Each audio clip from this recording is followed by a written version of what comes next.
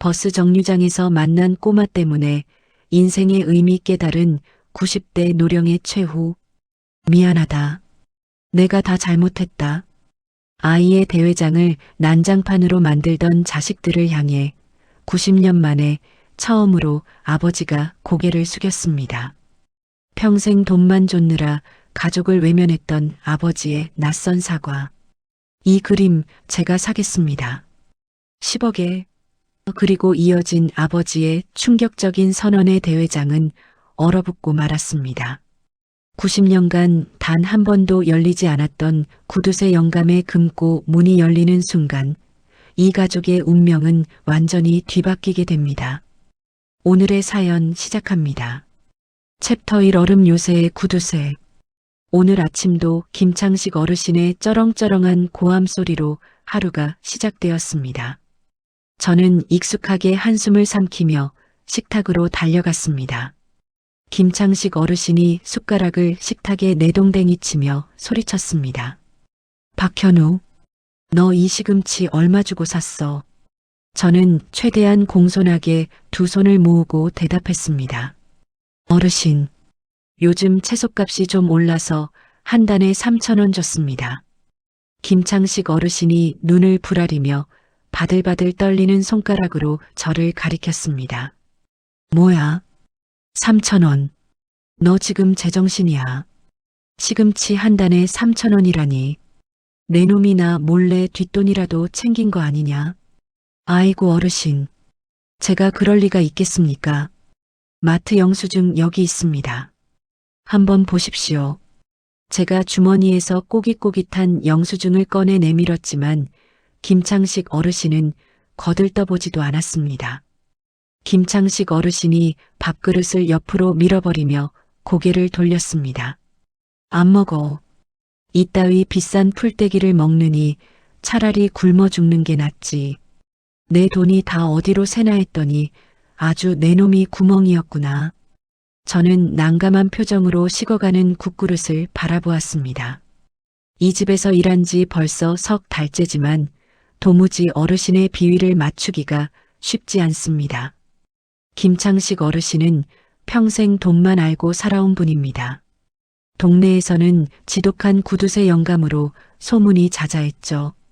자식들과는 의절한 지 오래되었고 넓은 집에는 오직 어르신과 저 둘뿐입니다.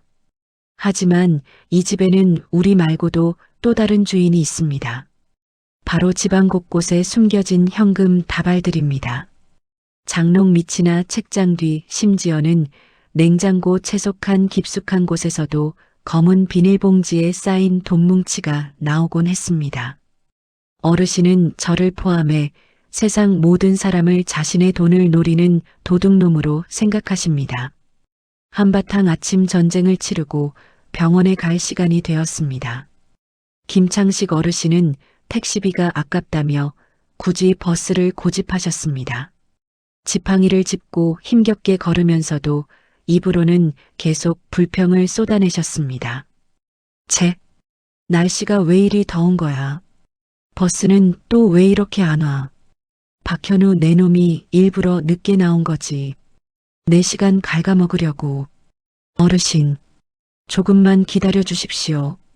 곧 도착한다고 합니다. 저는 어르신의 등을 부채질하며 땀을 닦아드렸습니다. 버스 정류장 벤치에 앉아 있는데 저 멀리서 조그마한 꼬마 아이 하나가 쭈뼛거리며 다가왔습니다. 7살이나 되었을까요? 낡고 색이 바랜 티셔츠에 무릎이 해진 바지를 입고 있었지만 눈망울만큼은 유난히 맑고 깊어 보였습니다. 아이의 한 손에는 다 녹아서 형체를 알아보기 힘든 젤리 봉지가 들려 있었습니다. 김창식 어르신이 지팡이로 바닥을 탕탕 치며 아이를 노려보았습니다. 뭘 봐.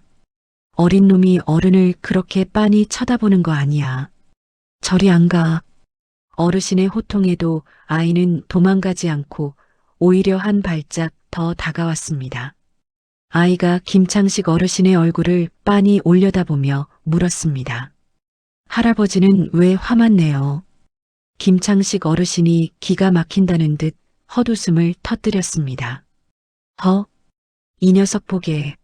내가 내 속을 알아? 세상 천지의 도둑놈들 뿐인데 화가 안 나게 생겼냐고. 아이는 어르신의 말을 이해하지 못한 듯 고개를 갸웃거렸습니다. 그리고는 자신의 손에 들려있던 끈적끈적한 젤리 봉지를 어르신 앞으로 쑥 내밀었습니다. 할아버지, 이거 드세요.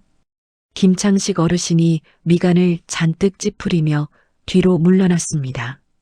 이게 뭐야? 다 녹아빠진 걸 왜 나한테 줘? 너 이거 주고 돈 달라고 하려는 거지. 내가 모를 줄 알고. 어르신은 평생 공짜 호의를 받아본 적이 없는 분입니다. 누군가 다가오면 늘 의심부터 하고 보셨죠. 하지만 아이는 어르신의 의심 가득한 눈초리에도 아랑곳하지 않고 해맑게 웃었습니다. 아이가 봉지에서 젤리 하나를 간신히 꺼내 어르신의 주름진 손바닥에 올려놓으며 말했습니다. 아니에요. 할아버지 얼굴이 너무 슬퍼 보여서요. 이거 먹으면 기분이 좀 좋아지거든요. 우리 할머니가 그랬어요. 김창식 어르신은 순간 망치로 머리를 얻어맞은 듯 멍한 표정이 되었습니다. 슬퍼 보인다니요. 평생 화만 내고 살았지 슬프다는 말은 처음 들어보는 것 같았습니다. 어르신은 자신의 손바닥에 놓인 물컹하고 따뜻한 젤리를 멍하니 내려다보았습니다. 그건 단순한 젤리가 아니었습니다. 지난 90년 동안 꽁꽁 얼어붙어 있던 어르신의 심장에 처음으로 닿은 낯설고 따뜻한 온기였습니다. 버스가 왔습니다. 어르신, 타시죠. 제가 어르신의 팔을 잡고 일으켜 세웠습니다. 김창식 어르신은 그제야 정신을 차린 듯 허둥지둥 버스에 올랐습니다. 버스가 출발하고 저는 창밖을 내다보았습니다. 아이는 여전히 정류장에 서서 멀어지는 버스를 향해 손을 흔들고 있었습니다. 버스 안에서 김창식 어르신은 유난히 조용했습니다. 평소 같으면 버스 기사의 운전이 거칠다거나 옆자리에 앉은 사람의 숨소리가 크다며 불평을 늘어놓았을 텐데 말입니다. 어르신은 창밖을 내다보지도 않고 그저 자신의 손에 들린 젤리 봉지만 뚫어져라 쳐다보고 계셨습니다. 마치 세상에서 가장 귀한 보물이라도 되는 것처럼 손에 힘을 꽉 주고 계셨죠. 집에 돌아와서도 어르신의 이상 행동은 계속되었습니다. 매일 밤 자기 전에 하던 일과인 현금 다발 세기도 하지 않으셨습니다. 저녁상에 올린 나물 반찬이 짜다거나 국이 싱겁다는 잔소리도 없으셨죠. 그날 밤 저는 목이 말라 잠에서 깨어 부엌으로 향했습니다. 거실을 지나는데 어르신 방 문틈으로 희미한 불빛이 새어나오고 있었습니다. 저는 조심스럽게 문틈으로 방 안을 엿보았습니다. 김창식 어르신은 주무시지 않고 침대에 걸터 앉아 계셨습니다. 어르신의 손에는 아까 그 꼬마가 준 젤리 봉지가 들려 있었습니다. 어르신은 봉지에서 젤리를 꺼내지도 않고 그저 포장지를 만지작거리며 깊은 생각에 잠겨 계셨습니다. 어르신의 표정은 제가 지금까지 봐왔던 그 어떤 표정과도 달랐습니다. 항상 잔뜩 찌푸려져 있던 미간이 부드럽게 풀려 있었고 입가에는 알 수 없는 묘한 미소가 걸려 있었습니다. 그 모습을 보는 순간 제 가슴 한구석이 찡해왔습니다. 철옹성 같던 김창식 어르신의 마음에 아주 미세한 균열이 생기고 있다는 걸 직감할 수 있었습니다. 도대체 그 작은 꼬마 아이의 무엇이 이 고집불통 영감님의 마음을 흔들어 놓은 걸까요? 저는 어르신이 눈치채지 못하게 조용히 발걸음을 돌렸습니다. 내일 아침이면 어르신이 어떤 모습으로 방문을 열고 나오실지 궁금해하면서 말입니다. 다음 날 아침 분위기는 어제와 사뭇 달랐습니다. 김창식 어르신은 새벽같이 일어나 말끔하게 외출복을 차려입고 거실을 서성이고 계셨습니다. 평소라면 해가 중천에 뜰 때까지 잠옷바람으로 텔레비전 리모컨이나 만지작거렸을 시간인데 말이죠. 제가 부스스한 눈으로 방에서 나오자 김창식 어르신이 지팡이로 바닥을 쿵 찍으며 소리쳤습니다. 박현우, 너 지금 몇 시인데 이제야 기어 나오는 거야. 빨리 세수하고 옷 갈아입어. 나갈 때가 있으니까. 저는 덜 깬 눈을 비비며 벽시계를 확인했습니다. 어르신, 아직 아침 7시도 안 됐는데요. 어디 편찮으신 데라도 있으십니까? 김창식 어르신이 답답하다는 듯 가슴을 치며 제게 다가왔습니다. 아, 이 답답한 놈아. 잔말 말고 시키는 대로 해. 오늘 아주 중요한 작전이 있으니까. 너 첩보 영화 봤지? 7 같은 거. 오늘 내가 제임스 본드고 내가 M이야. 알았어. 저는 어안이 벙벙해서 입을 다물지 못했습니다. 구두쇠 영감님이 갑자기 무슨 첩보 작전 타령이신지 도무지 알 수가 없었죠. 우리는 어제 그 버스 정류장으로 향했습니다. 김창식 어르신은 정류장 맞은편 상가 건물 기둥 뒤에 몸을 숨기고 마치 적진을 감시하는 스파이처럼 눈을 빛냈습니다. 어르신, 여기서 누구를 기다리시는 겁니까? 혹시 어제 그 꼬마 아이 찾으십니까? 제 물음에 김창식 어르신이 검지손가락을 입술에 가져다 대며 조용히 하라는 신호를 보냈습니다. 쉿! 조용히 해. 목표물이 나타날 때까지 숨소리도 내지 마. 들키면 작전 실패야. 우리는 그렇게 1시간 가까이 기둥 뒤에 쪼그리고 앉아 있었습니다. 다리가 저려오고 지나가는 사람들의 이상한 시선이 느껴질 때쯤 드디어 목표물이 나타났습니다. 어제 그 꼬마 민준이가 자기 몸집만 한 커다란 가방을 메고 힘겹게 걸어오고 있었습니다. 김창식 어르신이 제 팔을 꽉 잡으며 속삭였습니다. 나왔다. 박현우, 지금부터 저 녀석 뒤를 밟는다. 절대 들키지 않게 조심해. 알았지. 우리는 민준이와 일정한 거리를 두고 조심스럽게 뒤를 쫓았습니다. 민준이는 버스를 타지 않고 꼬불꼬불한 골목길을 한참이나 걸어 올라갔습니다. 도착한 곳은 도시의 가장 높은 곳에 있는 달동네였습니다. 다 쓰러져가는 판잣집들이 다닥다닥 붙어 있고 골목 여기저기에는 연탄재가 쌓여 있는 그런 동네였죠. 민준이는 어느 허름한 집 앞에서 걸음을 멈췄습니다. 집 앞 평상에는 허리가 굽은 할머니 한 분이 나무를 다듬고 계셨습니다. 할머니, 저 다녀왔어요. 민준이가 밝게 인사하며 할머니 품에 안겼습니다. 할머니는 굽은 손으로 민준이의 머리를 쓰다듬으며 맞아주셨죠. 멀리서 그 모습을 지켜보던 김창식 어르신의 미간이 깊게 파였습니다. 쯧쯧, 집구석 꼴하고는 저런 데서 사람이 어떻게 살아. 어르신의 입에서는 험한 말이 나왔지만 눈빛은 어제처럼 흔들리고 있었습니다. 그때 민준이가 가방에서 무언가를 꺼내 바닥에 엎드렸습니다. 몽당 연필과 다 찢어진 공책 한 권이었습니다. 민준이는 울퉁불퉁한 시멘트 바닥에 공책을 펴놓고 그림을 그리기 시작했습니다. 색연필도 없이 오직 검은색 몽당 연필 하나로 말이죠. 하지만 아이의 손놀림은 예사롭지 않았습니다. 슥슥 몇 번 선을 그었을 뿐인데 금세 살아 움직일 것 같은 강아지 한 마리가 공책 위에 나타났습니다. 김창식 어르신이 저도 모르게 감탄사를 내뱉었습니다. 저 녀석 보게. 그림 솜씨가 제법이네. 그러다 이내 어르신의 표정이 어두워졌습니다. 제대로 된 도구도 없이 차가운 바닥에 엎드려 그림을 그리는 아이의 모습이 못마땅하신 것 같았습니다. 박현우, 가자. 김창식 어르신이 갑자기 몸을 돌려 산동네를 내려가기 시작했습니다. 저는 영문을 몰라 허둥지둥 어르신 뒤를 따랐습니다. 어르신, 어디 가십니까? 작전은 어떻게 되는 겁니까?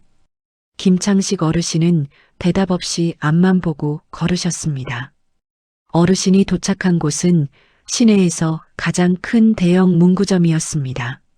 어르신은 문구점 안으로 성큼성큼 들어가더니 직원에게 다짜고짜 소리쳤습니다. 이보시오. 여기 그림 그리는 도구 중에 제일 비싸고 좋은 거, 그걸로 한 세트 가져와 보시오. 직원이 당황하며 최고급 전문가용 미술 도구 세트를 꺼내왔습니다. 번쩍번쩍한 나무 가방 안에 수십 가지 색깔의 색연필과 물감 붓들이 가득 들어 있었죠. 가격표를 본 김창식 어르신의 눈이 휘둥그레졌습니다. 뭐야?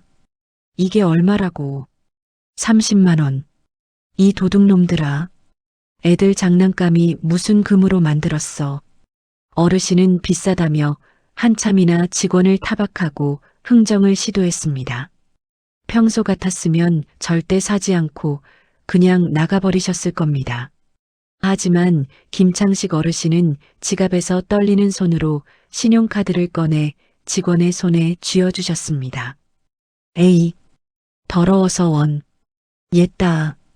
계산해. 대신 포장은 아주 기깔나게 해줘야 해. 알았어. 우리는 다시 달동네로 올라갔습니다. 해가 지고 어둑어둑해진 골목길은 을씨년스러웠습니다.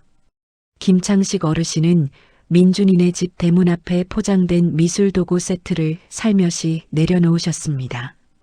마치 시한폭탄이라도 설치하는 사람처럼 조심스러운 몸짓이었습니다. 그리고는 재빨리 근처 전봇대 뒤로 몸을 숨기셨죠. 박현우, 너도 빨리 숨어.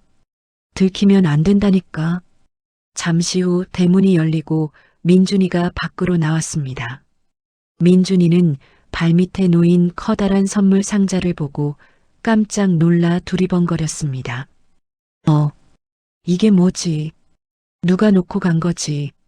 민준이가 조심스럽게 상자를 열어보았습니다.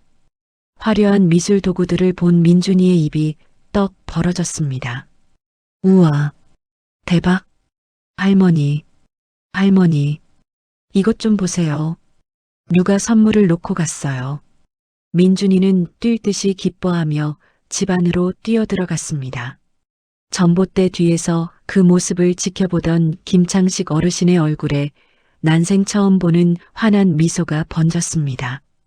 어르신은 지팡이를 쥔 손에 힘을 주며 혼잣말처럼 중얼거렸습니다. 녀석? 좋기는. 꺼봐. 내가 뭘 했어. 제일 비싼 걸로 사길 잘했지. 어르신은 자신의 가슴을 쓸어내리며 묘한 표정을 지으셨습니다. 평생 돈을 움켜쥐고 지키는 것에서만 기쁨을 느끼셨던 분입니다. 그런데 생전 처음으로 남을 위해 큰 돈을 쓰고 난 어르신의 얼굴은 그 어느 때보다 행복해 보였습니다.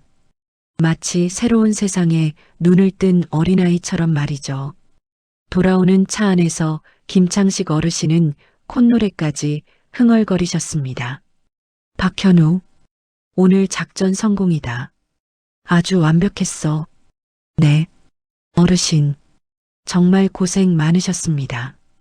그런데 저 아이에게 왜 그런 비싼 선물을 주신 겁니까? 제 물음에 김창식 어르신이 차창 밖으로 시선을 돌리며 퉁명스럽게 대답했습니다. 몰라. 그냥 젤리 갑시다. 젤리가, 그 녀석이 준 젤리가 아주 맛있었거든. 그러니까 너도 헛소리 말고 운전이나 똑바로 해. 어르신의 귀가 살짝 빨개져 있는 걸 저는 놓치지 않았습니다. 집에 도착하자마자 김창식 어르신은 달력을 가져와 무언가를 열심히 적으셨습니다. 내일은 뭘 사줄까? 그래. 그 녀석 옷이 너무 낡았더구나. 내일은 백화점에 가서 때깔 좋은 옷을 한 벌 사입해야겠다. 박현우, 너 내일도 운전대 잡을 준비해. 알았지. 저는 고개를 끄덕이며 어르신의 뒷모습을 바라보았습니다. 얼음 요새 같던 구두쇠 영감님의 마음에 봄바람이 불기 시작했습니다. 그리고 그 바람은 생각보다 훨씬 강력해서 앞으로 어르신의 삶을 송두리째 바꿔놓을 것 같은 예감이 들었습니다. 김창식 어르신의 은밀한 선행은 날이 갈수록 대담해졌습니다. 처음엔 민준이에게 필요한 물건들을 사주는 정도였죠. 낡은 운동화 대신 새 신발을, 해진 책가방 대신 튼튼한 가방을 몰래 선물했습니다. 어르신은 선물을 고를 때마다 백화점 직원을 들들 볶으며 최고급만을 고집했습니다. 이보시오. 이 신발 밑창이 왜 이리 얇아? 애가 뛰어놀다가 발이라도 다치면 책임질 거야. 제일 푹신하고 튼튼한 걸로 가져와. 그러던 어느 날 어르신이 동네 놀이터 앞을 지나다가 멈춰 섰습니다. 녹슨 미끄럼틀과 끊어진 그네줄을 보며 혀를 끌끌 차셨죠. 쯧쯧. 저런 고물상 같은 데서 애들이 어떻게 놀아. 다치기 딱 좋게 생겼네. 다음 날 놀이터에는 공사 가림막이 설치되었고 며칠 뒤 번쩍번쩍한 새 놀이기구들이 들어섰습니다. 바닥에는 푹신한 우레탄이 깔렸고 아이들이 안전하게 놀 수 있는 최신식 놀이터로 탈바꿈했죠. 어르신은 공사가 끝난 놀이터를 흐뭇하게 바라보며 제게 속삭였습니다. 박현우, 저거 내가 한 거야. 아무한테도 말하지 마. 알았지. 그뿐만이 아니었습니다. 동네 분식집과 슈퍼마켓에는 결식아동들을 위한 미리 내기 카드가 생겼습니다. 배고픈 아이들이 눈치 보지 않고 밥과 간식을 먹을 수 있도록 누군가가 거액을 미리 계산해 놓은 것이었죠. 물론 그 누군가는 김창식 어르신이었습니다. 동네 사람들은 정체를 알 수 없는 이 키다리 아저씨의 등장에 술렁였습니다. 세상에, 요즘 같은 각박한 세상에 이런 천사 같은 분이 다 있다니. 그러게요. 우리 동네에 산타클로스 할아버지가 사시나 봐요. 어르신은 사람들의 칭찬을 몰래 엿들으며 아이처럼 즐거워하셨습니다. 지갑은 점점 얇아졌지만 어르신의 얼굴은 날이 갈수록 밝아졌습니다. 평생 느껴보지 못했던 삶의 활력과 기쁨을 맛보고 계신 것 같았습니다. 하지만 세상에 비밀은 없는 법이죠. 어르신의 갑작스러운 변화와 수상한 지출 내역은 돈 냄새를 기가 막히게 맡는 자식들의 레이더망에 걸리고 말았습니다. 어느 날 저녁 김창식 어르신의 집에 불청객들이 들이닥쳤습니다. 큰아들 내외와 작은딸 부부가 험악한 표정으로 현관문을 박차고 들어왔죠. 아버지, 도대체 무슨 생각이세요? 요즘 돈을 물 쓰듯이 쓰고 다니신다면서요. 큰아들이 식탁 위에 신용카드 명세서를 집어 던지며 소리쳤습니다. 김창식 어르신이 당황하며 헛기침을 했습니다. 내 돈 내가 쓰겠다는데 내 놈들이 무슨 상관이야. 허락이라도 맡아야 하냐. 당연히 상관 있죠. 아버지 돈이 다 우리 돈이나 마찬가지잖아요. 나중에 우리한테 물려주실 유산 아니에요. 작은 딸이 옆에서 거들며 눈을 흘겼습니다. 맞아요. 아버지, 멀쩡하던 놀이터는 왜 갑자기 고치시고 생판 모르는 남의 집 애들한테 비싼 선물은 왜 사다 나르시는 거예요? 혹시 노망이라도 드신 거 아니에요? 자식들의 막말에 김창식 어르신의 얼굴이 불그락푸르락해졌습니다. 뭐야? 노망? 이 천하의 불효자식들. 내가 누구 때문에 평생 허리띠 졸라매고 살았는데 다 너희들 잘 입히고 잘 먹이려고 그런 거 아니야. 큰아들이 코웃음을 치며 대꾸했습니다. 우리를 위해서요. 아버지, 솔직히 말해보세요. 평생 돈밖에 모르고 사셨잖아요. 우리한테 따뜻한 밥 한 끼 제대로 차려주신 적 있으세요? 생일날 선물 한번 사주신 적 있냐고요. 자식들은 그동안 쌓였던 울분을 토해내기 시작했습니다. 어린 시절 아버지의 무관심과 돈에 대한 집착 때문에 받았던 상처들을 하나둘씩 꺼내놓았죠. 맞아요. 나 초등학교 때 준비물 쌀 돈 달라고 했다가 아버지한테 혼나고 쫓겨난 거 아직도 기억해요. 그때 얼마나 서러웠는지 아세요? 나는 또 어떻고요? 아버지 때문에 창피해서 친구들도 집에 못 데려왔어요. 구두쇠 영감쟁이 딸이라고 얼마나 놀림 받았는데요. 자식들의 원망 섞인 목소리가 거실을 가득 메웠습니다. 그들의 말은 단순히 돈 때문만은 아니었습니다. 평생 아버지의 사랑과 관심을 받지 못하고 자란 결핍과 상처가 깊게 배어 있었죠. 김창식 어르신은 자식들의 맹비난에 아무 말도 하지 못했습니다. 자신이 평생 돈을 모으는 데만 혈안이 되어 정작 가장 소중한 가족들을 돌보지 못했다는 사실을 뼈저리게 느꼈기 때문입니다. 어르신의 눈동자가 심하게 흔들렸습니다. 자식들의 얼굴에 서려 있는 깊은 원망과 분노를 처음으로 제대로 마주한 순간이었습니다. 그래서 아버지, 앞으로 재산 관리는 저희가 할게요. 아버지 이러시다가 이상한데 돈 다 쓰고 빈털터리 되시면 어떡해요. 큰아들이 본색을 드러내며 어르신의 통장과 도장을 요구했습니다. 그래요. 아버지, 저희가 알아서 잘 관리해 드릴 테니까 걱정 마시고 그냥 푹 쉬세요. 자식들은 마치 먹잇감을 노리는 하이에나 떼처럼 어르신을 에워쌌습니다. 그들의 눈은 오직 돈에 대한 탐욕으로 번들거리고 있었죠. 김창식 어르신이 비틀거리며 뒤로 물러났습니다. 안 돼. 절대 안 돼. 내 돈은 내가 알아서 해. 내 놈들한테는 한 푼도 못 줘. 당장 내 집에서 나가. 다 나가란 말이야. 어르신이 지팡이를 휘두르며 소리쳤지만 자식들은 꿈쩍도 하지 않았습니다. 오히려 힘으로 어르신을 제압하려 들었죠. 박현우, 뭐해? 저놈들 당장 쫓아내. 경찰 불러. 경찰. 어르신이 저에게 도움을 요청했습니다. 저는 난감한 표정으로 자식들과 어르신 사이를 막아섰습니다. 저기, 다들 진정하시고 대화로 푸시죠.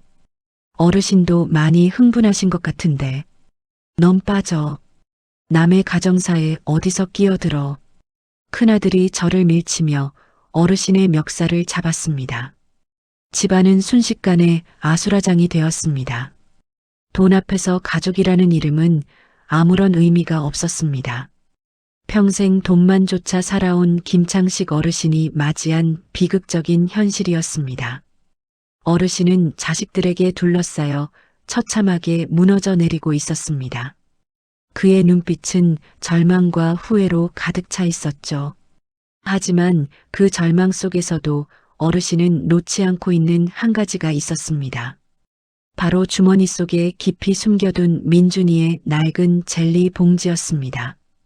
어르신은 그 봉지를 생명줄처럼 꼭 쥐고 자식들의 탐욕스러운 손길에 맞서고 계셨습니다. 마치 자신의 마지막 자존심과 민준이를 향한 마음만은 절대 빼앗기지 않겠다는 듯이 말입니다. 다 나가. 내 집에서 당장 나가란 말이야. 김창식 어르신의 절규에도 자식들은 아랑곳하지 않았습니다. 오히려 어르신의 방을 뒤지며 통장과 도장을 찾기 시작했죠. 아버지, 어디다 숨겨두셨어요? 빨리 내놓으시라니까요.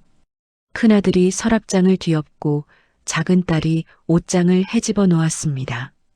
평생 어르신이 목숨처럼 지켜온 공간이 자식들의 탐욕으로 난장판이 되고 있었습니다.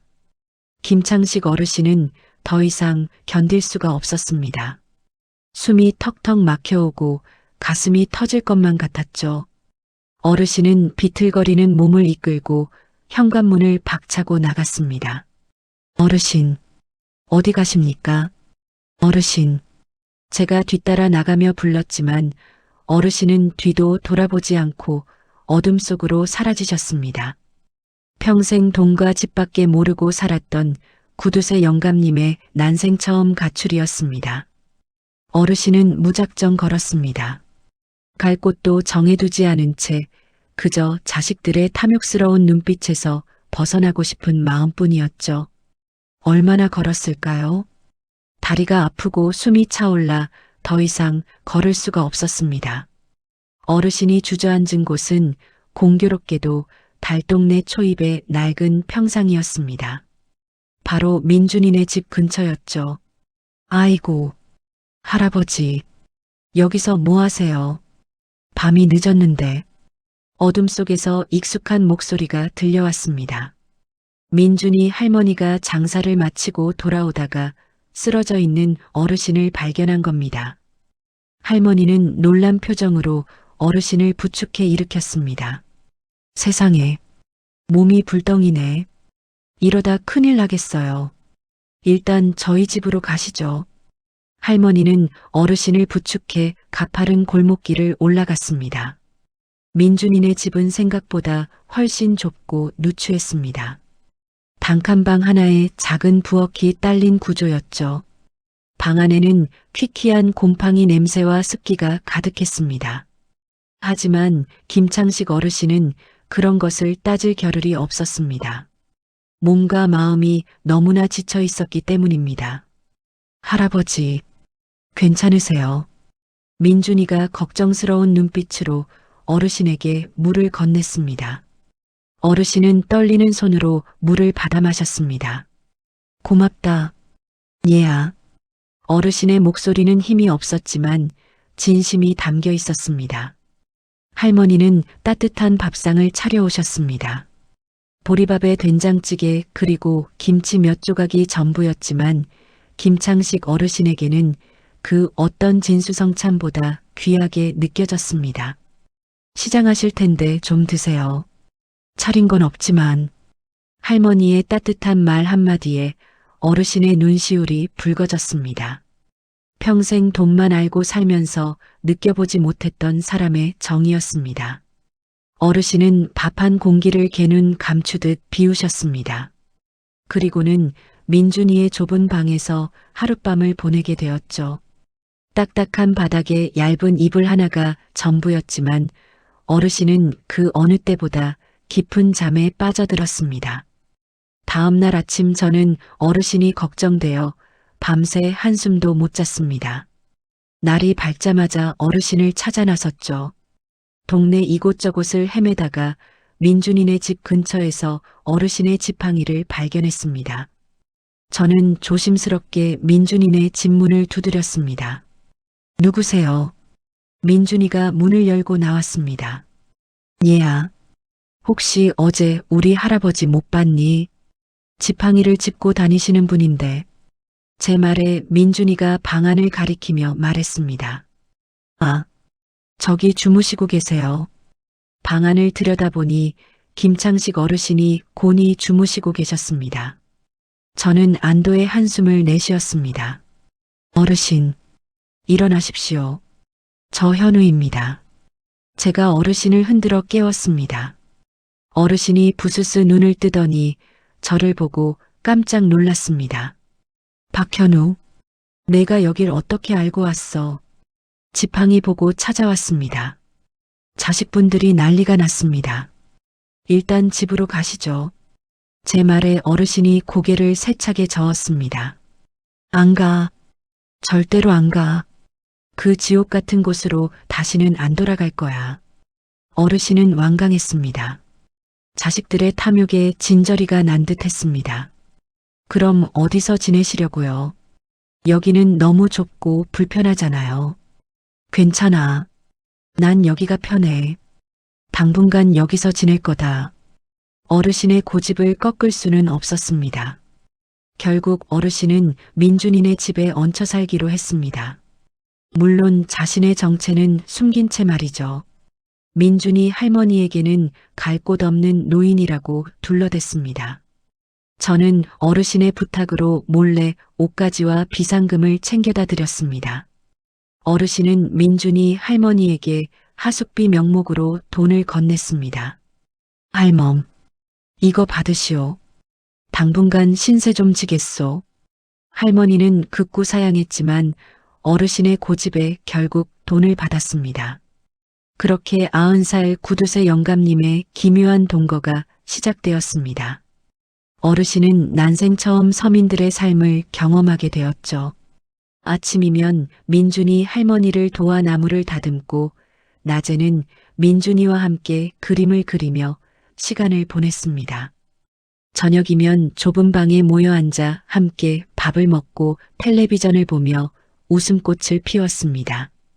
어르신은 평생 느껴보지 못했던 소소한 행복에 젖어들었습니다. 돈으로 살 수 없는 사람 사는 냄새가 나는 곳이었죠. 어느 날 밤 김창식 어르신이 민준이의 그림을 보며 제게 말씀하셨습니다.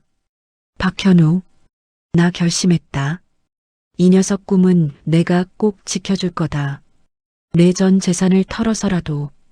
어르신의 눈빛은 그 어느 때보다 단호하고 빛나고 있었습니다. 자식들은 사라진 아버지를 찾기 위해 혈안이 되어 있었지만 김창식 어르신은 달동네 작은 방에서 새로운 삶의 의미를 찾아가고 계셨습니다. 그리고 그곳에서 어르신은 인생 마지막이자 가장 위대한 계획을 세우기 시작했습니다. 달동네에서의 생활은 김창식 어르신에게 많은 변화를 가져다 주었습니다. 평생 돈만 쫓느라 굳어버렸던 표정이 눈 녹듯 부드러워졌고 늘 날카롭게 서 있던 목소리에는 따뜻한 기운이 감돌았죠. 어르신은 민준이와 함께 그림을 그릴 때 가장 행복해 보이셨습니다. 할아버지, 여기는 파란색으로 칠하는 게 좋을까요? 아니면 노란색이 좋을까요? 민준이가 그림을 그리다 말고 어르신에게 물었습니다. 어르신은 돋보기 너머로 민준이의 그림을 유심히 들여다보셨습니다. 글쎄다. 할아비는 그림 같은 건 잘 모르지만 내가 좋아하는 색으로 칠하면 그게 정답 아니겠느냐? 어르신의 대답에 민준이는 환하게 웃으며 파란색 크레파스를 집어들었습니다. 민준이는 동네에서 열리는 어린이 미술 대회에 나가기로 했습니다. 어르신은 민준이의 참가를 위해 물심양면으로 지원을 아끼지 않으셨죠. 최고급 미술 도구는 물론이고 유명 화가의 그림책과 도로까지 사다 주셨습니다. 민준이가 대회 준비에 전념할 수 있도록 할머니의 일손도 적극적으로 도우셨습니다. 할멈, 이 나물은 내가 다듬을 테니 할멈은 좀 쉬시오. 민준이 간식이라도 좀 챙겨주시구려. 어르신은 굽은 허리로 나무를 다듬으면서도 힘든 기색 하나 없이 즐거워하셨습니다. 드디어 미술대회 날이 밝았습니다. 대회장은 그림을 사랑하는 아이들과 가족들로 인산인해를 이루었죠. 어르신은 새 옷을 차려입고 민준이의 손을 꼭 잡은 채 대회장에 들어섰습니다. 할머니와 저도 함께였습니다. 할아버지, 저 떨려요. 민준이가 긴장한 듯 어르신의 손을 더 세게 잡았습니다. 어르신은 민준이의 어깨를 다독이며 말씀하셨습니다. 괜찮다. 얘야. 긴장하지 말고 평소 실력대로만 하면 돼. 할아비가 여기서 응원하고 있을 테니까. 어르신의 응원에 힘입어 민준이는 도화지 앞에 앉아 그림을 그리기 시작했습니다. 민준이가 그리는 그림은 어르신과 처음 만났던 버스 정류장의 풍경이었습니다. 파란 하늘 아래 벤치에 앉아있는 어르신과 그 앞에서 젤리를 건네는 민준이의 모습이 도화지 위에 생생하게 펼쳐졌습니다. 어르신의 얼굴은 슬퍼 보였지만 민준이의 손에 들린 젤리는 따뜻한 빛을 내고 있었습니다. 민준이는 그림 제목을 파란 하늘의 슬픈 할아버지와 젤리라고 정했습니다. 그림이 완성되어 갈수록 어르신의 눈가에는 감동의 눈물이 맺혔습니다. 그런데 그때였습니다. 대회장 입구 쪽에서 소란스러운 소리가 들려왔습니다. 아버지, 여기 계셨군요. 도대체 여기서 뭐 하시는 거예요? 큰아들의 목소리였습니다. 어떻게 알았는지 자식들이 대회장까지 들이닥친 것이었습니다. 당장 집으로 가시죠. 아버지, 저희가 얼마나 찾았는지 아세요? 작은 딸이 어르신의 팔을 잡아 끌며 소리쳤습니다. 자식들의 갑작스러운 등장에 대회장은 순식간에 아수라장이 되었습니다. 아이들은 겁에 질려 울음을 터뜨렸고 학부모들은 놀란 눈으로 이 상황을 지켜보았습니다.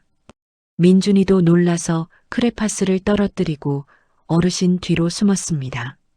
김창식 어르신은 자식들의 난동에 더 이상 참을 수가 없었습니다. 어르신은 민준이를 온몸으로 감싸 안으며 자식들을 향해 소리쳤습니다. 이놈들아, 그만하지 못해.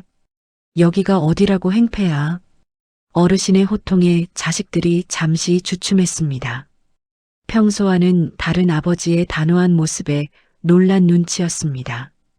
어르신은 심호흡을 한 뒤 자식들을 똑바로 쳐다보며 말씀하셨습니다. 미안하다. 내가 다 잘못했다. 어르신의 갑작스러운 사과에 자식들은 물론 저까지 깜짝 놀랐습니다. 평생 자식들에게 미안하다는 말을 해본 적이 없는 분이었으니까요. 내가 돈에 눈이 멀어서 너희들을 제대로 돌보지 못했어. 정말 미안하다. 용서해다오. 어르신의 목소리는 떨리고 있었지만 진심이 담겨 있었습니다. 자식들은 아버지의 사과에 당황한 듯 아무 말도 하지 못했습니다.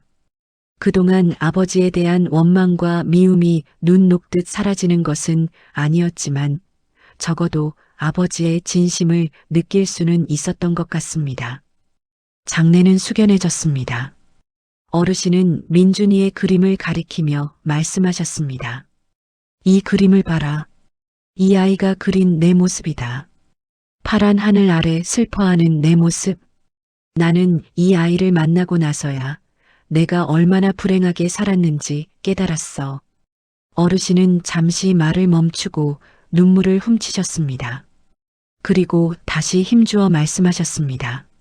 나는 이제부터라도 다르게 살아볼 생각이다. 이 아이와 함께. 어르신은 민준이의 그림을 들고 심사위원석으로 향했습니다. 이 그림, 제가 사겠습니다. 어르신의 돌발 행동에 심사위원들이 당황하며 서로를 쳐다보았습니다. 얼마에 사시겠습니까? 할아버지, 한 심사위원이 조심스럽게 물었습니다. 김창식 어르신은 조금의 망설임도 없이 대답했습니다. 10억? 10억 원에 사겠소.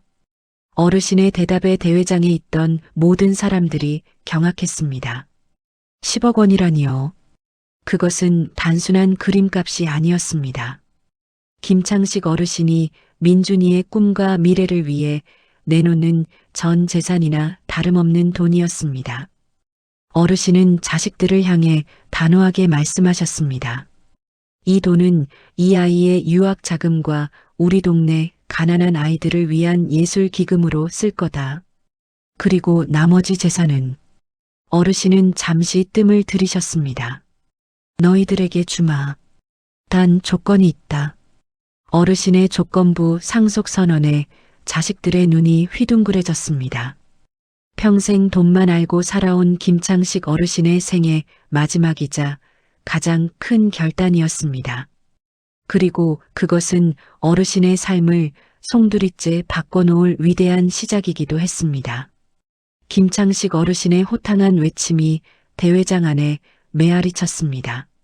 순간 정적이 흘렀습니다. 아이들의 제잘거림도 학부모들의 수군거림도 뚝 끊겼죠.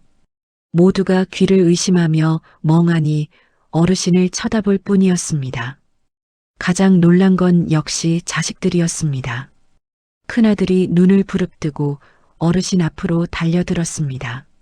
아버지, 지금 제정신이세요. 10억이라뇨.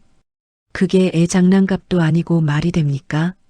작은 딸도 옆에서 비명을 질렀습니다. 맞아요. 아버지, 노망이 나셔도 단단히 나셨네. 생판 남인 애한테 10억을 주시겠다고요. 저희한테는 10원 한 장 안 주시더니. 자식들의 아우성에도 김창식 어르신은 눈 하나 깜짝하지 않으셨습니다. 오히려 더 꼿꼿하게 허리를 펴고 자식들을 내려다보셨죠. 그때였습니다. 대회장 입구에서 말끔한 정장 차림의 중년 남성이 걸어 들어왔습니다. 제가 미리 연락해둔 김 변호사님이었습니다. 어르신은 김 변호사님을 향해 손짓을 하셨습니다. 어서 오게. 김 변호사. 때마침 잘 왔네. 김 변호사님이 어르신께 정중히 인사를 하고 가방에서 서류 뭉치를 꺼냈습니다. 김창식 어르신의 법률 대리인 김영수 변호사입니다. 어르신의 요청에 따라 재산 처분 계획을 말씀드리겠습니다. 김 변호사님의 차분한 목소리에 자식들이 꿀먹은 벙어리가 되었습니다. 변호사까지 대동한 걸 보니 아버지의 결심이 보통이 아니라는 걸 직감한 거죠. 김 변호사님이 서류를 넘기며 설명을 시작했습니다. 우선 방금 어르신께서 말씀하신 대로 이 그림의 매입 대금 10억 원은 이민준 군의 유학 자금과 지역 예술 영재들을 위한 기금으로 사용될 예정입니다. 이미 관련 재단 설립 절차가 진행 중입니다. 큰아들이 뒷목을 잡고 비틀거렸습니다. 재단 설립이라니요. 아버지, 언제 그런 걸 다 준비하신 거예요? 어르신은 코웃음을 치며 대답하셨습니다. 흥? 너희들이 내 재산 노리고 눈에 불을 켤 때 나는 더 가치 있는 일을 준비하고 있었지. 김 변호사님이 설명을 이어갔습니다. 그리고 나머지 재산의 절반은 사회복지공동모금회와 결식아동 지원단체에 기부하기로 하셨습니다. 어르신께서 평생 외면해왔던 그늘진 이웃들을 위해 쓰고 싶다고 강력하게 요청하셨습니다. 절반이요. 아버지 재산의 절반이면 도대체 얼마야? 작은 딸이 계산이 안 된다는 듯 손가락을 꼽으며 울상을 지었습니다. 자, 조용히들 해라. 아직 끝난 게 아니다. 어르신이 지팡이로 바닥을 쿵 찍으며 자식들을 집중시켰습니다. 모두의 시선이 어르신의 입에 쏠렸습니다. 남은 절반은 너희들에게 주마. 그래, 그래도 내 핏줄인데 굶어 죽게 할 수는 없지 않으냐.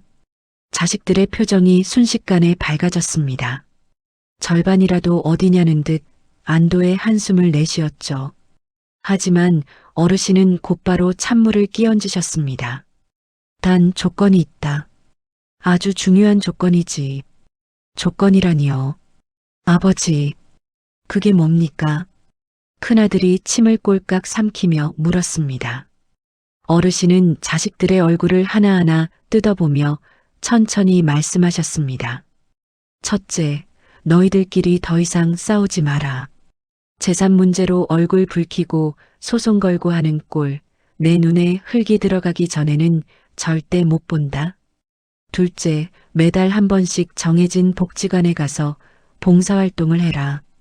가서 몸으로 때우면서 돈 귀한 줄도 알고 어려운 사람들도 돌아보란 말이다. 자식들의 입이 떡 벌어졌습니다. 평생 자기들밖에 모르고 살아온 이들에게 화해와 봉사라니요. 아버지, 그건 너무하잖아요. 저희가 얼마나 바쁜 사람들인데 봉사활동이라니요. 작은 딸이 볼멘 소리를 했습니다. 김창식 어르신은 단호했습니다. 싫으면 관두거라. 그럼 남은 절반도 몽땅 기부해버릴 테니까. 내 변호사가 다 알아서 처리할 거다.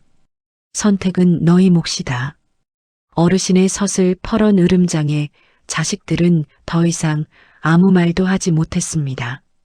유산을 한 푼도 못 받을 수도 있다는 공포가 그들의 탐욕을 눌러버린 거죠.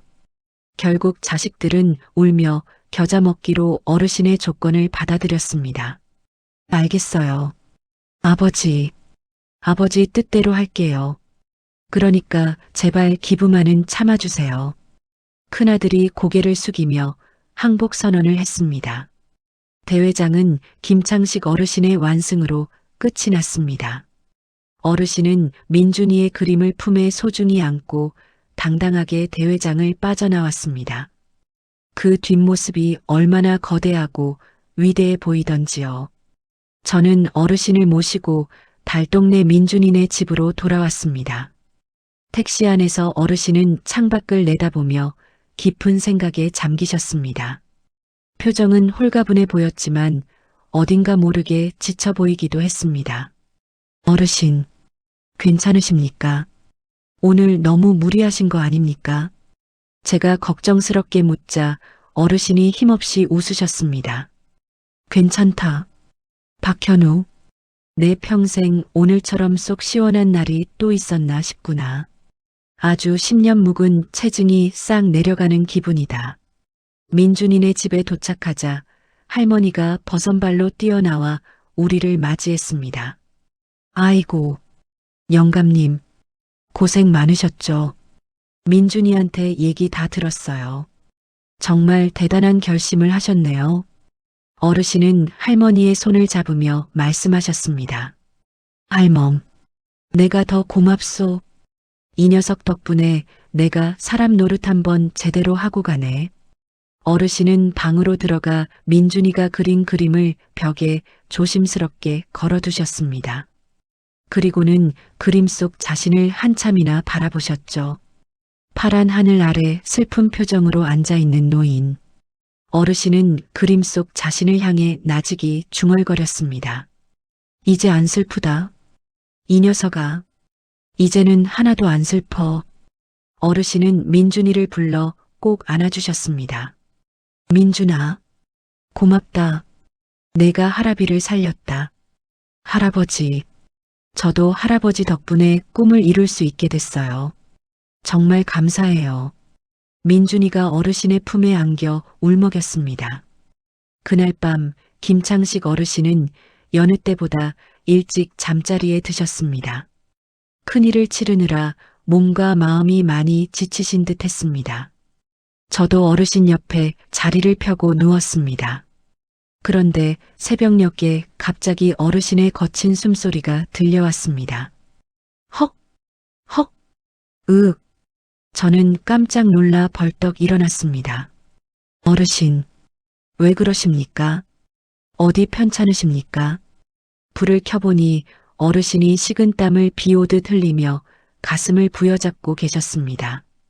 얼굴은 백지장처럼 하얗게 질려 있었고 입술은 파랗게 떨리고 있었습니다. 가슴이, 숨이 안 쉬어져. 헉! 헉! 어르신은 고통스러운 표정으로 가쁜 숨을 몰아쉬었습니다. 저는 너무 놀라 손이 덜덜 떨렸습니다. 할머니, 할머니, 어르신이 위독하세요. 빨리 일어나 보세요. 제가 다급하게 소리치자 할머니와 민준이가 놀라서 달려왔습니다. 아이고, 영감님, 정신 차리세요.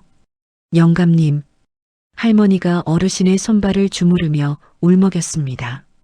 저는 떨리는 손으로 119에 전화를 걸었습니다. 여기 응급 환자가 있어요. 빨리 좀 와주세요. 숨을 못 쉬세요. 네. 주소는요. 전화를 끊고 어르신의 손을 잡았습니다. 어르신의 손은 얼음장처럼 차가웠습니다. 어르신이 힘겹게 눈을 뜨고 저를 바라보셨습니다. 초점이 흐릿한 눈동자에는 두려움보다는 어떤 평온함이 깃들어 있었습니다. 어르신이 마지막 힘을 짜내어 제 손을 꽉 잡으셨습니다. 박현우, 민준이, 우리 민준이 좀 부탁한다. 내가 잘 지켜줘야 해. 알았지. 어르신의 목소리는 점점 작아져서 겨우 알아들을 수 있을 정도였습니다. 네, 어르신, 걱정 마십시오. 제가 꼭 지키겠습니다. 그러니까 정신 차리세요. 제발이요. 저는 눈물을 흘리며 어르신의 손을 더 세게 잡았습니다. 멀리서 구급차의 사이렌 소리가 들려오기 시작했습니다. 하지만 저는 직감할 수 있었습니다. 김창식 어르신에게 남은 시간이 얼마 없다는 것을요. 평생 움켜쥐고 있던 모든 것을 내려놓고 가장 홀가분해진 순간 어르신은 그렇게 삶의 마지막 여행을 떠날 준비를 하고 계셨습니다. 구급차 사이렌 소리가 요란하게 울리고 김창식 어르신은 들것에 실려 병원으로 이송되었습니다. 응급실 의료진들이 분주하게 움직이며 어르신의 상태를 확인했습니다. 산소 마스크를 씌우고 심전도 모니터를 연결하는 손길이 다급해 보였습니다. 담당 의사는 어르신의 심장이 이미 기능을 거의 상실했다며 마음의 준비를 하라는 청천벽력 같은 말을 전했습니다. 박현우 씨, 어르신께서 워낙 고령이신데다 신부전이 급격히 악화되어 회복이 어려울 것 같습니다. 가족분들께 연락하시고 마지막 준비를 하시는 게 좋겠습니다. 의사의 말에 눈앞이 캄캄해졌습니다.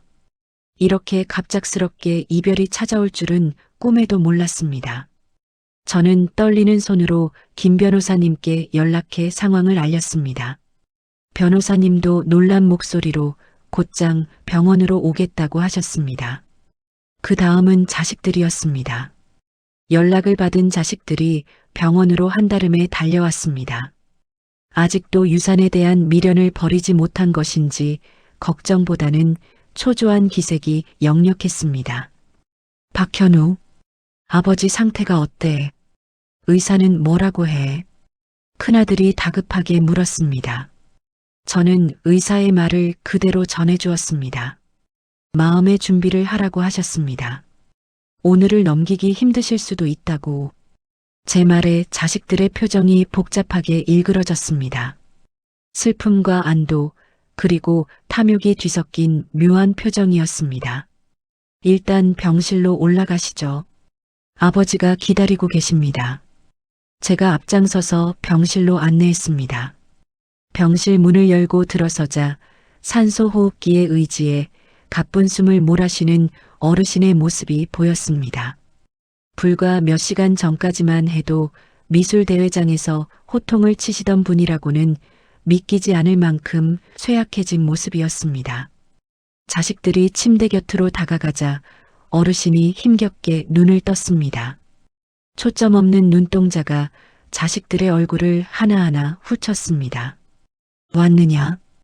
어르신의 목소리는 갈라지고 힘이 없었습니다. 큰아들이 어르신의 손을 잡으며 울먹였습니다. 아버지, 저희 왔어요. 죄송해요. 저희가 다 잘못했어요. 작은 딸도 침대맡에 엎드려 오열했습니다. 아버지, 이렇게 가시면 안 돼요. 아직 저희한테 해주셔야 할 말씀이 많잖아요. 유언은요? 유언장은 어떻게 되는 거예요? 끝까지 돈 타령을 하는 딸의 모습에 화가 치밀어 올랐지만 어르신은 그저 씁쓸하게 웃으실 뿐이었습니다. 걱정 마라. 변호사가 다 알아서 할 거다. 너희들은 내가 시킨 대로만 해. 싸우지 말고 봉사활동 열심히 하고 그러면 굶어 죽지는 않을 테니까. 어르신은 마지막 순간까지 자식들을 걱정하고 계셨습니다. 비록 표현 방식은 서툴렀지만 그것 또한 어르신 나름의 사랑이었을 겁니다. 그때 병실 문이 열리고 김 변호사님과 민준이 할머니 그리고 민준이가 들어왔습니다. 민준이의 눈은 이미 퉁퉁 부어 있었습니다. 민준이는 어르신의 모습을 보자마자 울음을 터뜨리며 침대 옆으로 달려갔습니다. 할아버지, 할아버지, 아프지 마세요. 제발이요. 민준이가 어르신의 손을 잡고 엉엉 울었습니다. 어르신은 힘겹게 손을 들어 민준이의 눈물을 닦아주셨습니다. 울지 마라. 민준아, 할아비는 괜찮다. 내 덕분에 정말 행복했다.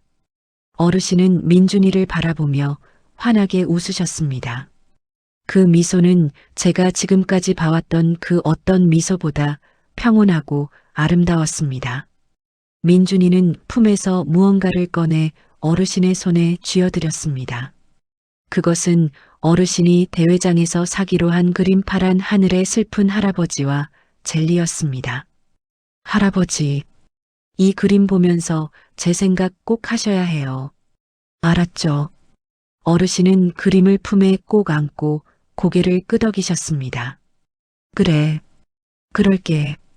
이 그림은 할아비가 하늘나라 갈 때도 꼭 가져갈게.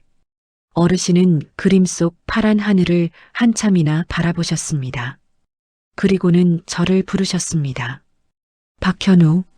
제가 침대 옆으로 다가가자 어르신이 제 손을 잡으셨습니다. 네, 어르신. 고맙다. 그동안 내 수발 드느라 고생 많았다. 내가 있어서 든든했어. 어르신의 진심 어린 말에 눈물이 핑 돌았습니다. 아닙니다. 어르신, 제가 더 많이 배웠습니다. 감사합니다. 어르신은 다시 민준이 쪽으로 시선을 돌리셨습니다. 민준아. 네. 할아버지. 할아비가 부탁 하나만 해도 될까? 네. 뭔데요? 다 말씀하세요. 나중에 내가 유명한 화가가 되면 말이다. 꼭 가난하고 힘든 사람들을 위한 그림을 그려주거라. 그 사람들 마음을 위로해주고 희망을 주는 그런 그림 말이다. 할 수 있겠지. 민준이는 눈물을 닦으며 힘차게 고개를 끄덕였습니다. 네, 꼭 그럴게요. 약속해요. 할아버지. 어르신은 그제야 안심이 된다는 듯 깊은 숨을 내쉬었습니다. 그래, 됐다. 이제 다 됐어. 어르신은 천천히 눈을 감으셨습니다. 호흡이 점점 느려지고 심전도 모니터의 신호음이 불규칙하게 울리기 시작했습니다. 어르신, 어르신. 제가 다급하게 불렀지만 어르신은 대답이 없으셨습니다. 병실 안은 울음바다가 되었습니다. 자식들의 통곡 소리와 민준이의 울음소리가 뒤섞여 슬픔을 더했습니다. 김창식 어르신은 그렇게 사랑하는 사람들 곁에서 평온하게 눈을 감으셨습니다. 평생을 돈과 싸우며 외롭게 살아오셨지만 마지막 순간만큼은 결코 외롭지 않으셨습니다. 어르신의 품에는 민준이의 그림이 꼭 안겨 있었고 손에는 민준이가 처음 건넸던 녹아버린 젤리 봉지가 쥐어져 있었습니다. 그것은 어르신이 삶의 마지막 순간에 발견한 진정한 행복의 증표였습니다. 비록 몸은 떠나셨지만 어르신이 남긴 사랑과 희망은 민준이의 꿈을 통해 그리고 어르신이 베푼 나눔을 통해 영원히 이어질 것입니다. 김창식 어르신의 장례식은 예상보다 훨씬 많은 조문객으로 붐볐습니다. 평소 구두쇠 영감으로 불리며 사람들과 왕래가 없었던 분위기에 조용히 치러질 줄 알았는데 말이죠. 어르신의 은밀한 선행 덕분에 도움을 받았던 동네 주민들이 소식을 듣고 한 걸음에 달려온 것입니다. 아이고, 영감님, 저희가 이렇게 신세를 지고 인사도 제대로 못 드렸네요. 좋은 곳으로 가셔서 편히 쉬세요. 놀이터에서 아이들이 안전하게 노는 모습을 보며 감사했다는 젊은 부부, 급식 카드 덕분에 배불리 밥을 먹을 수 있었다는 학생들까지 모두가 어르신의 영정 앞에서 눈시울을 붉히며 마지막 인사를 건넸습니다. 자식들은 아버지의 숨겨진 모습에 놀라면서도 숙연해진 분위기에 어쩔 줄 몰라 했습니다. 특히 매달 봉사활동을 해야 한다는 조건부 상속 유언에 따라 울며 겨자 먹기로 시작했던 봉사 현장에서 아버지의 손길이 닿은 곳들을 직접 눈으로 확인하며 많은 것을 느끼는 듯 했습니다. 아버지가 이런 분이셨을 줄은 정말 몰랐어요. 큰아들이 복지관에서 급식 봉사를 하다가 눈물을 훔치며 말했습니다. 어르신의 삶은 비록 외롭고 팍팍했지만 마지막은 결코 헛되지 않았습니다. 시간은 흘러 어느덧 10년이 지났습니다. 어르신의 유산으로 설립된 예술기금 덕분에 유학을 다녀온 민준이는 이제 어엿한 청년 화가가 되었습니다. 오늘은 민준이의 첫 개인전이 열리는 날입니다. 전시장 입구에는 파란 하늘의 화가 이민준 개인전이라는 현수막이 걸려 있었습니다. 전시장 안은 사람들로 북적였고 민준이의 그림들은 따뜻하고 밝은 에너지로 가득 차 있었습니다. 전시장 중앙 가장 눈에 띄는 곳에는 특별한 그림 하나가 걸려 있었습니다. 바로 김창식 어르신이 생전에 10억 원을 주고 사셨던 그 그림, 파란 하늘의 슬픈 할아버지와 젤리였습니다. 10년 전 미술대회장에서 어르신이 품에 안고 계셨던 그 그림 말이죠. 그림 속 파란 하늘 아래 앉아있는 할아버지의 모습은 여전히 슬퍼 보였지만 젤리 봉지에서 뿜어져 나오는 따뜻한 빛은 그 슬픔을 감싸 안고 있는 듯 했습니다. 현우 형, 와주셨네요. 말끔한 정장 차림의 민준이가 저를 발견하고 환하게 웃으며 다가왔습니다. 어느새 저보다 키가 훌쩍 커버린 민준이는 앳된 티를 벗고 제법 어른스러운 분위기를 풍겼습니다. 그럼 우리 민준이 첫 개인전인데 당연히 와야지. 축하한다. 정말 멋지게 잘 컸구나. 제가 민준이의 어깨를 두드리며 말했습니다. 민준이는 어르신의 그림 옆에 서서 잠시 그림을 바라보았습니다. 다 할아버지 덕분이에요. 할아버지가 아니었다면 지금의 저는 없었을 거예요. 민준이의 눈가가 촉촉해졌습니다. 할아버지도 하늘에서 다 보고 계실 거야. 내가 이렇게 훌륭하게 자란 모습을 보며 얼마나 기뻐하시겠니? 우리는 그림 앞에서 김창식 어르신을 추억했습니다. 까탈스럽고 고집불통이었지만 민준이를 만나고 아이처럼 순수해졌던 어르신의 모습이 눈앞에 선하게 떠올랐습니다. 전시회가 끝나고 우리는 어르신과 처음 만났던 그 버스 정류장을 찾았습니다. 10년 전과 다름없이 하늘은 눈부시게 파랗고 버스를 기다리는 사람들의 표정은 제각각이었습니다. 우리는 벤치에 나란히 앉아 지나가는 버스들을 바라보았습니다. 형, 그거 기억나요?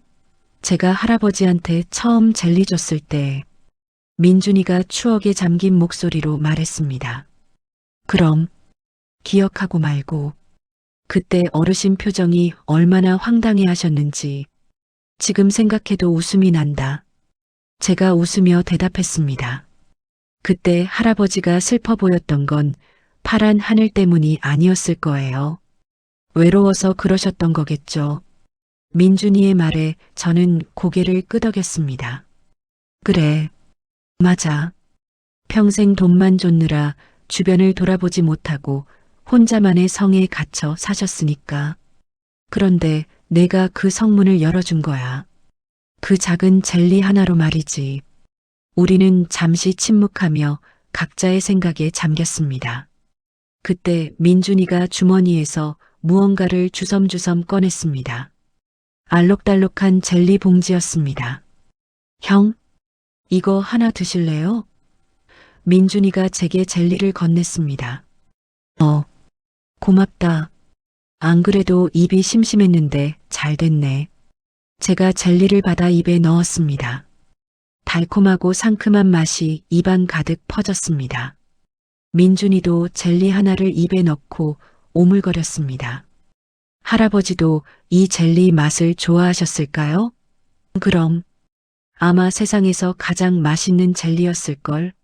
내가 준 거니까. 제 말에 민준이가 활짝 웃었습니다. 그 미소가 김창식 어르신의 마지막 미소와 닮아 있다는 생각이 들었습니다. 파란 하늘 아래서 우리는 젤리를 나눠 먹으며 다시 한번 어르신을 떠올렸습니다. 어르신은 떠나셨지만 어르신이 남긴 사랑과 나눔의 씨앗은 이렇게 우리 곁에서 아름답게 꽃피우고 있었습니다. 저는 확신할 수 있었습니다. 저 하늘 어딘가에서 김창식 어르신도 우리를 내려다보며 젤리를 오물거리고 계실 거라고. 그리고 더 이상 슬픈 표정이 아닌 세상에서 가장 행복한 미소를 짓고 계실 거라고 말입니다. 버스가 도착하고 사람들이 하나둘 버스에 오르기 시작했습니다. 우리도 자리에서 일어나 버스를 향해 걸음을 옮겼습니다. 벤치 위에는 민준이가 두고 간 젤리 봉지 하나가 파란 하늘을 배경으로 덩그러니 놓여 있었습니다. 마치 어르신이 다시 돌아와 가져가기를 기다리는 것처럼 말이죠. 오늘 들려드린 김창식 어르신의 이야기 어떠셨나요? 평생을 돈만 바라보며 살아온 탓에 가족들과 등지고 세상에 마음의 문을 닫아버린 김창식 어르신. 하지만 7살 꼬마 민준이가 건넨 작고 녹아버린 젤리 하나가 그의 얼어붙은 심장을 녹이고 90년 만에 처음으로 세상을 향한 따뜻한 시선을 선물했습니다. 비록 삶의 마지막 순간에야 비로소 깨닫게 된 진정한 행복이었지만 어르신이 남긴 사랑과 나눔의 씨앗은 민준이를 통해 그리고 우리 이웃들을 통해 아름답게 꽃피웠습니다.